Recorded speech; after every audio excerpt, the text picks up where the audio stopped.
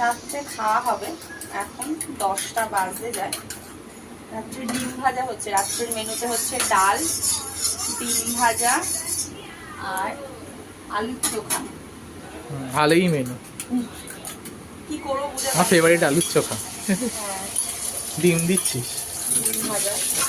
আমার ফ্রাইং প্যানটা ইউজ করতে পারতি। আবার 12 টাকা একটা একটু আছে বলে আর একটু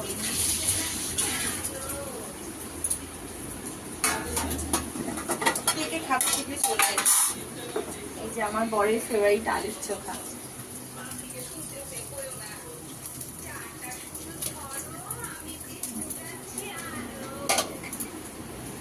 ডিমটা হয়ে গেছে। কার কার এরকম ভালো লাগে? আমাদের খুব ভালো লাগে রাত্রিবেলা এরকম